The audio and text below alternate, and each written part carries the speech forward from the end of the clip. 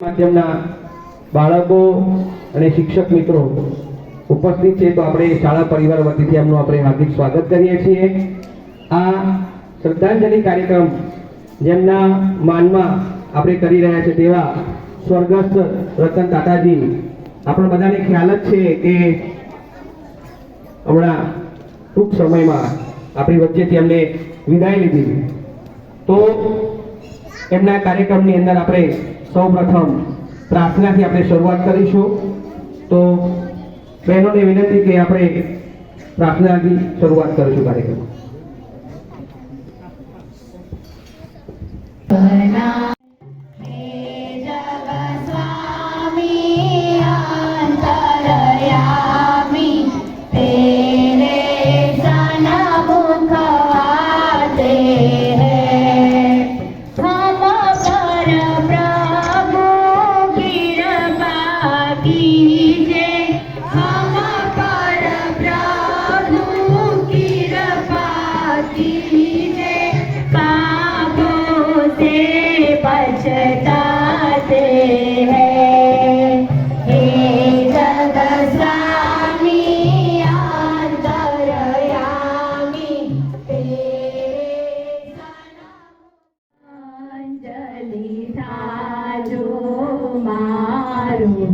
जीवन अंजलि थाजो,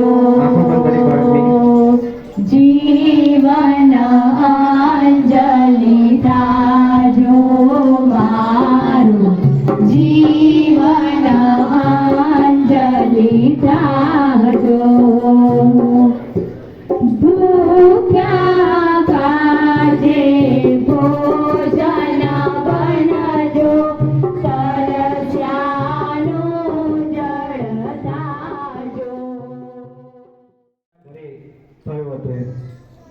અને આ જમશેદજી ટાટા આપણે ભણવામાં પણ એમનો પાઠ આવતો હતો। તો જમશેદજી ટાટા એ સ્થાપિત કરેલી આ એક અણમોલ આપણી વિરાસત છે અને આ સ્વર્ગસ્થ રતન ટાટાનું ભારતીય ઉદ્યોગ જગતના સૌથી તેજસ્વી તારા તરીકે એ ઉભરી આવ્યા હતા અને ભારત દેશમાં તો નહીં પણ આખા વિશ્વ જગતની અંદર પણ એમને એક વિશિષ્ટ સ્થાન મેળવ્યું છે। તો આજે આપણે કેટલાક બાળકો દ્વારા પણ એમની વિશેષતાની વાત કરવાની છે। તો આપ સૌ શાંતિથી સાંભળશું। અહીંયાથી ધોરણ પ્રમાણે એક એક બાળક આવશે અને એમની સિદ્ધિની આપણે વાતો કરશે। તે પહેલા આપણે બાળકો દ્વારા આ બંને આ રતન ટાટાજીનો ફૂલોથી આપણે એમને શ્રદ્ધાંજલિ અર્પીશું। તો અહીંથી ધોરણ 1માં જે નામ કહેવામાં આવે એ પ્રમાણે આવશે। અહીંયાથી બેન આવશે અને એ શ્રદ્ધાંજલિ અર્પણ કરશે। તો આપણે બેન ધોરણ 1ના બાળકને શરૂ કરશું।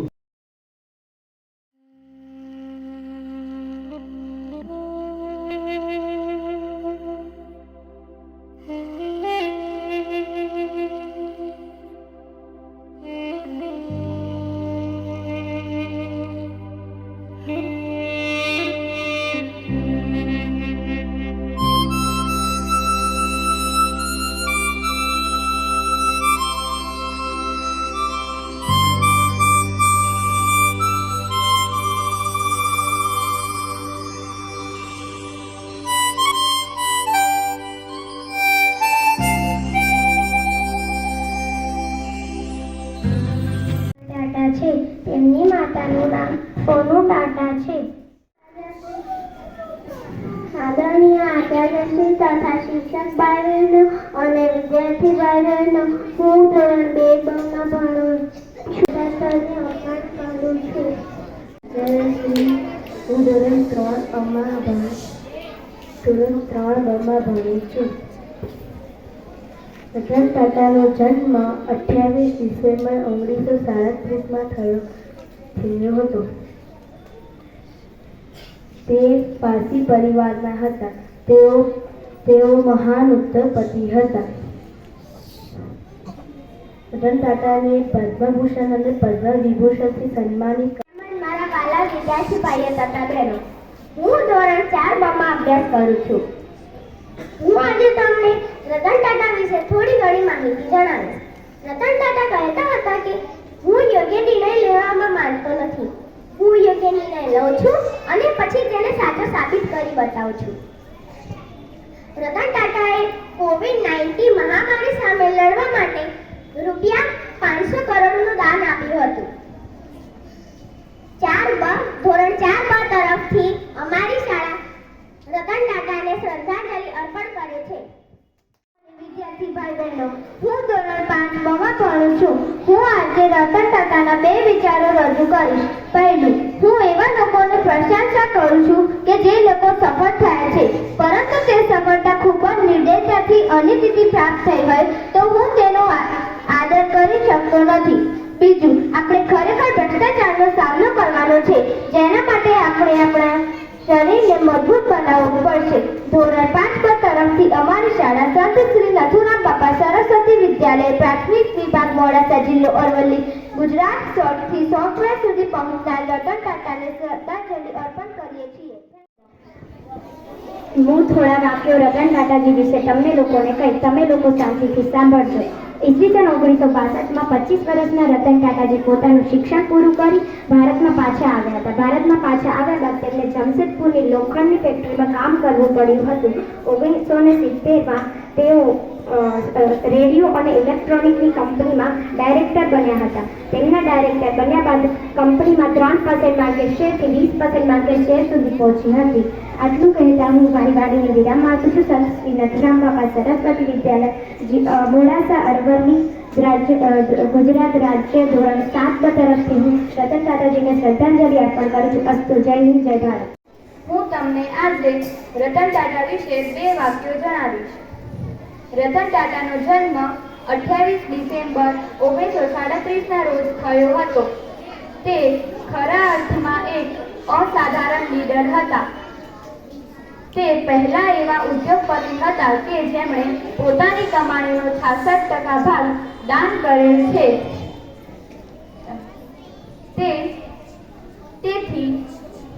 તેથી હું અને મારા ક્લાસના મારો ધોરણ 7ના વિદ્યાર્થીઓ અને અમારી શાળા સંત શ્રી નથુરામ બાપા સરસ્વતી વિદ્યાલય મોડાસા જિલ્લો અરવલ્લી ગુજરાત તરફથી હું રતન ટાટાજીને શ્રદ્ધાંજલિ આપું છું. શિક્ષકગણ તથા વિદ્યાર્થી ભાઈઓ તથા બહેનો, હું ધોરણ 8માં અભ્યાસ કરું છું. હું આજે રતન ટાટા વિશે જણાવીશ. ભારતે વિશ્વને અનેક ઉદ્યોગપતિ અને અજબોપતિ આપ્યા છે, પરંતુ રતન ટાટા જેવા મહાન દાનવીર, દેશપ્રેમી, લોકપ્રિય, પ્રજાપ્રેમી એવા રતન ટાટાનો જન્મ 28 ડિસેમ્બર 1937ના રોજ મુંબઈમાં પારસી જરથોક પરિવારમાં થયો હતો. અંતમાં હું ધોરણ 8 બ તરફથી સંત શ્રી નથુરામ બાપા સરસ્વતી વિદ્યાલયમાંથી પ્રાથમિક વિભાગ મોડાસા જિલ્લો અરવલ્લી ગુજરાત તરફથી શ્રદ્ધાંજલિ આપું છું. વંદનીય ગુરુજન તેમજ મારા ગામના વિદ્યાર્થી ભાઈઓ તથા બહેનો, હું પટેલ મંડળ શ્રી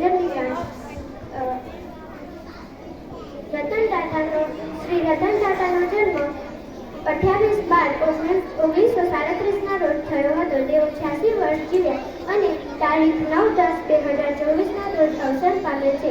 હાલમાં તેઓ આપણી વચ્ચે જીવિત નથી, પરંતુ શ્રી રતન ટાટાજી તરફથી અમારી શાળા સંત શ્રી નથુરામ બાપા સરસ્વતી વિદ્યાલય પ્રાથમિક વિભાગ અમારી શાળા શ્રદ્ધાંજલિ આપીએ છીએ. બધા આજ રતન ટાટાનો વિષયને 2 શબ્દ બોલીશ. રતન ટાટા ભારતના બહુ મહાન ઉદ્યોગ હતા. રતન ટાટાનું આખું નામ રતન ટાટા હતું. રતન ટાટા હું ધોરણ 7 વર્ગ અ માં ભણું છું. રતન ટાટા વિશે હું તમને 2 વાક્યો કહીશ. રતન ટાટા ભારત દેશના મહાન વ્યક્તિ હતા. તેમણે ભારત દેશ માટે બહુ દાન કર્યું હતું, તેથી તે દાનવીર કહેવાતા હતા. રતન ટાટાનો જન્મ 28 ડિસેમ્બર 1937ના રોજ સુરતમાં થયો હતો. રતન ટાટાનું મૃત્યુ 9 ઓક્ટોબર 2024ના રોજ બ્રીચ કેન્ડી હોસ્પિટલમાં થયો હતો. રતન ટાટા 86 વર્ષની ઉંમરે તેમજ વાલા વિદ્યાર્થી ભાઈઓ તથા બહેનો, હું ધોરણ 6માં અભ્યાસ કરું છું. હું હું રતન ટાટા વિશે 2 વાક્યો કહીશ. રતન ટાટાનો જન્મ 1937માં થયો હતો. ડિસેમ્બર 1937માં થયો હતો. ભારતીય ઉદ્યોગ જગતમાં રતન. હું ધોરણ 4 માં અભ્યાસ કરું છું. આજે હું રતન ટાટા વિશે માહિતી આપીશ કે રતન ટાટા એ ટાટા કંપનીના ચેરમેન હતા. રતન ટાટાનો જન્મ 1937માં 28 ડિસેમ્બરના રોજ થયો હતો. રતન ટાટાના પિતાનું નામ નવલભાઈ ટાટા હતું. રતન ટાટાની માતાનું નામ સોનુ ટાટા હતું. આદરણીય આચાર્યશ્રી તથા શિક્ષક ભાઈ બહેનો અને વિદ્યાર્થી ભાઈ બહેનો, હું ધોરણ 2 માં ભણું છું. રતન ટાટાના અંદાજોની આપણે કરું છું.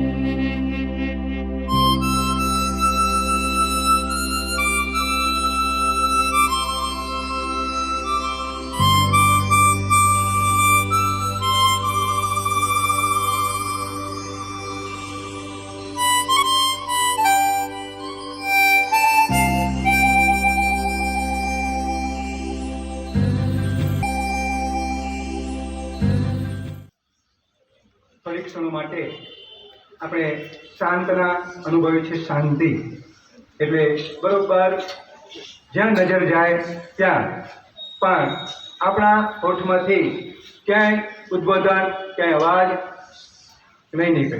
થોડીક ક્ષણો માટે એકદમ શાંતિ.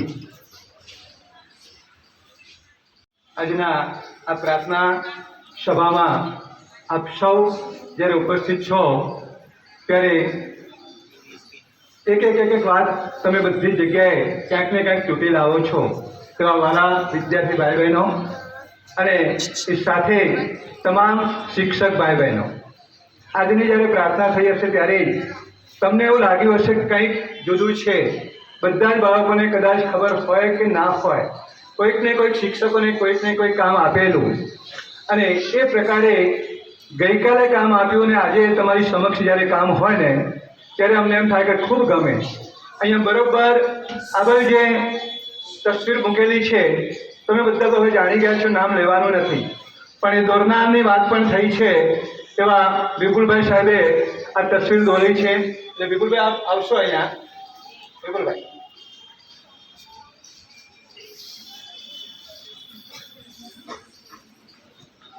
આપણે આજે આપની સાથે હાથ મિલાવીને આપણે ખૂબ આપની પાસે કળા છે એ કળાને વિકસાવવા માટેનો પ્રયત્ન કર્યો છે. અને એ કળા ક્યાંક મગજની અંદર રહેલી હોય, ક્યાંક હાથોની અંદર રહેલી હોય. એ જ પ્રકારે આગળ જે દેખાય છે તસવીર એ પૂનમ દીકરી પૂનમ કનુભાઈ, અને એક આ ડ્રોઈંગ પણ છે. જુઓ, એ દીકરીએ જ બનાવેલું છે. આ ડ્રોઈંગ તસવીર છે પણ એમને, અને પહેલી તસવીર પણ એમને. એટલે ખૂબ ગઈકાલે જ વાત થઈ ફોન ઉપર મારે, અને એને કહ્યું કે સાહેબ હું ઓકે, આવી ખૂબ સુંદર તસવીર બનાવી લાવી. એટલે આ તસવીર એની જ છે, પણ એના સાથે આપણે કામ કરીએ છીએ કે અહીંયા યજ્ઞાબેન અને નિલેશભાઈ આ બંને ઊભા થાય અને એ દીકરી એ બંનેને સમર્પણ કરશે.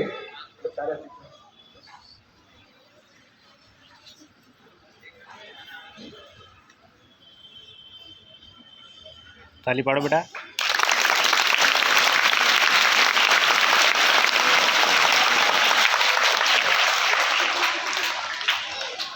આ દીકરીને ગઈકાલે વાત થઈ એ પ્રકારે આટલું સરસ કામ થયું હોય ત્યારે આપ સૌને આ જોઈ શકો છો કે તમારી પાસે પણ આટલી તાકાત અને શક્તિઓ રહેલી છે. એને વિકસાવવા માટે કદાચ કોઈની જરૂર પડે તો ઠીક છે, ના હોય તો તમારી પાસે તો અઢળક શક્તિઓ છે. અને એ શક્તિનો ઉપયોગ કરશો ત્યારે ખૂબ સુંદર આ બધું જ કામ થઈ રહે છે. હાલમાં માધ્યમિક વિભાગમાં પરીક્ષાની રમઝટ ચાલી રહી છે, અને એ પહેલાં જ આપણે સૌએ નવરાત્રિની રમઝટ માણી છે. અને એ નવરાત્રિ રમઝટ જ્યારે ચાલી રહી હતી ત્યારે બરોબર આપની બંને સામે આ જે તસવીર છે એ તસવીર એ વ્યક્તિ એક જ ની છે અને એ વ્યક્તિ આ જ્યારે નવરાત્રિની રમઝટ ચાલી રહી હતી ત્યારે આ દુનિયા છોડીને પરલોકમાં ગયા છે. એના જેટલા કાર્યો કરવાના હતા ને એ હું કહું કે ના કહું, પણ દરેક વર્ગનો એક વિદ્યાર્થી આવીને ખૂબ સુંદર રીતે એની વાત આપીને શ્રદ્ધાંજલિને આપીને ગયા છે. અને શ્રદ્ધાંજલિ એટલા માટે જ આપે છે કે હવે એ વ્યક્તિ આ સૃષ્ટિ ઉપર નથી, પરલોક પામી ગયા છે. ત્યારે એવી વ્યક્તિ હોય ત્યારે ધોરણ 1 થી કરીને 8મા ધોરણના તમામ પ્રાથમિક વિભાગના બાળકોએ આપ સૌની એમાં શ્રદ્ધાંજલિ અર્પાઈ જાય છે. એ જ પ્રકારે ફૂલોથી પણ આપણે અર્પણ કરવાનું હોય બંને બાજુ, તો એમાં પણ દરેકે દરેક વિદ્યાર્થીએ આવીને અહીંયા બધાએ ફૂલો અર્પણ કર્યા છે, એ શ્રદ્ધાંજલિ આપ્યા છે. ભલે આપણા ક્લાસમાં એક જ વિદ્યાર્થી પસંદ થાય, જો બધાને જ પસંદ કરીએ તો સમય આપણો ઘણો બધો જઈ શકે, પણ આ બધામાં શીખવાનું આ જ છે રમઝટ ક્યાંક ચાલતી હોય ને ક્યાં બનતો હોય. અને એના માટે જ્યારે નવરાત્રિનો માહોલ હોય અને બરોબર એમને એની પોતાની જિંદગી અહીંયા પૂરી કરી છે ત્યારે એનો માહોલ પૂરો કર્યો છે, ત્યારે આપણે સૌ સાથે મળીને ખૂબ પ્રભુ પરમાત્માને પ્રાર્થના કરી છીએ. અને તમારી સાથે આ તમામ સ્ટાફ મિત્રો પણ જોડાયેલા છે કે એ જે એની આત્મા હશે ત્યાં પરમ કૃપાળુ પરમાત્મા એના ખોળામાં બેસાડશે, એ જીવાત્માને એવી જગ્યાએ મૂકશે. કહેવાય છે કે મનુષ્યનો મોક્ષ પામી જવું જરૂરી છે, કે પછી ક્યારેય મનુષ્યનો અવતારની જરૂરિયાત નથી. એવી જગ્યાએ આ વ્યક્તિ પહોંચી જશે. પણ અહીંયા શું રહેશે?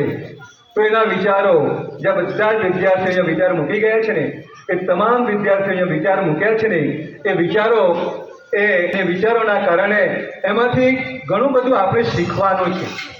અને એ જ આપણી સાચા હૃદયની શ્રદ્ધાંજલિ આપણે એને અર્પણ કરીએ છીએ. આ પ્રકારે આપણે આપણી રીતે ખૂબ સુંદર રીતે જ્યાં જ્યાં અભ્યાસક્રમ કરી રહ્યા છીએ ત્યાં પણ, જેમ અગાઉ પણ આવી ગયું નિલેશભાઈ સાહેબે વાત કરી એ પ્રકારે, કે આપણે ભણીએ છીએ પાઠમાં એ નહીં તો એના દાદા આવે, પછી એના માતા પિતાનું પણ નામ લેવાય, પછી એમની પણ વાત થાય. અને એ ભણવા માટે બરોબર દેશની અંદર ભણતર કરી પૂરું યુએસએ ગયા, ત્યાં ભણતર પણ ખૂબ સારું મેળવી લીધું. પછી એમના દાદીનો એક ફોન આવ્યો કે પૌત્ર તું પાછો ભારત આવી જા. એટલે બીજી કોઈ જ વસ્તુ એને સ્વીકારે, બીજું કંઈ જ નહીં. દાદીમાં એટલે કે આપણા માતા પિતા સમાન કહીએ કે દાદી કહીએ, એનો ફોન આવ્યો એટલે બરોબર એ રતન તાતા બરોબર ભારત દેશમાં પાછા આવી ગયા. આ મૂલ્ય આપણે સમજવાનું છે કે આપણા ઘરના મમ્મી પપ્પા હોય કે દાદા દાદી હોય, એનું મૂલ્ય સમજજો કેટલું અગત્યનું છે. બીજું કશું જ વસ્તુ નહીં. જો આજે કદાચ ત્યાં રહ્યા હોત તો કદાચ આનાથી પણ વિશાળ કદાચ એ બની શક્યા હોત, પણ એને વિચાર્યું નહીં કે ના, મારા ઘરેથી મારા દાદીમાનો ફોન આવે મારા દેશમાં તો મારે જવું જ પડે. તો અહીંયા આપણા દેશ માટે કે આપણી માતૃભૂમિ માટે પણ આપણે એક સમજવાની હોય કે આપણે જ્યાં જન્મ લીધો છે ત્યાં આપણે કર્મો કરવાના છે. જ્યાં ગયા ત્યાં કર્મો કર્યા, પણ છેલ્લે તો આપણી દેશની જે પવિત્ર ભૂમિ છે ને ત્યાં પણ કર્મો કરવાના હોય. એટલે આ પ્રકારે ખૂબ સુંદર પ્રકારનું એમને કામ કર્યું છે. એનો સ્વભાવ જુઓ, પર્સનાલિટી જુઓ, સારસ અને શરમાળ. આ બિલકુલ સારસ અને શરમાળ એટલા માટે વાપરું છું, સ્વભાવ તો એનામાં એવો છે જ, પણ આપણી સંસ્થાની અંદર પણ ક્યાંક વિદ્યાર્થીઓ, ક્યાંક દીકરા કે દીકરીઓ એવા છે કે ખૂબ શરમાળ હોય, સાહસ હોય. એવા વિદ્યાર્થીઓ પણ હું એને ક્યાંક બહુ નજીકથી ઓળખી શકું છું, પરિચિત છું. અને ની અંદર મુખ્ય વાત મૂકીએ તો કૌરવો અને પાંડવો, અને એ વાત સાથે જ્યારે યુદ્ધ થઈ રહ્યું છે ત્યારે જ્યારે બંનેની સમજણ નથી ત્યારે આ પ્રવૃત્તિ નિર્માણ થાય છે. અને સાચી દિશામાં લઈ જવા માટે પ્રયત્ન કરવાનો પૂરેપૂરો પરમાત્મા ભગવાન કરી રહ્યા છે, પણ થતો નથી. ત્યારે એ યુદ્ધ બની રહ્યું છે ત્યારે એ યુદ્ધની અંદર કે જયદ્રથ છે અને એને એ યુદ્ધની અંદર અભિમન્યુને પૂરો કરી દીધો, એને હણી નાખી. એટલે જયદ્રથથી એ બંનેની સામસામે આવ્યા અને એમાં અભિમાન્યુનું કામ પૂરું થઈ ગયું. અને અભિમાન્યુની આખી વાત મૂકવી હોય તો ક્યારેક પણ પછી ફરી પાછા આપણે મળીશું.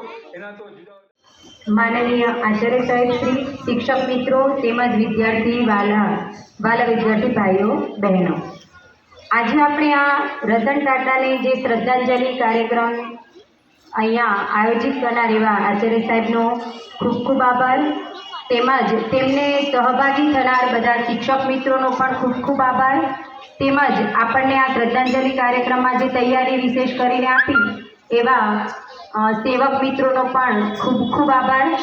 અને રતન ટાટા વિશે કહું તો એમના વિદ્યાર્થી મિત્રો માટે જેમણે થોડી વાતો કરી હતી એમાંથી હું 2-3 વાતો તમને જે કહું એ શાંતિથી સાંભળજો. આમ તો ઘણું બધું સાંભળી લીધું છે, પણ વિદ્યાર્થી કાળ દરમિયાન એમની જે મહત્ત્વની બાબતો હતી, એમને જે 10 વાતો મૂકી હતી એમાંથી હું 2-3 વાતો તમારા માટે મૂકું છું.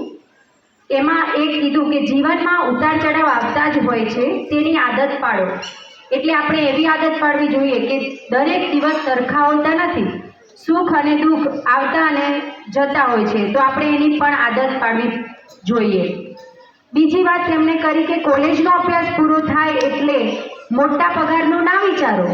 એક રાતમાં કોઈ વાઇસ પ્રેસિડેન્ટ ન બની શકે, તેના માટે સખત મહેનત કરવી પડે. એટલે આપણે કોલેજનો અભ્યાસ પૂરો થઈ જાય અને મોટા પગારની આશા રાખીએ એવું નહીં, પણ એ પગાર મેળવવા માટે આપણને ખૂબ મહેનત કરવી પડે.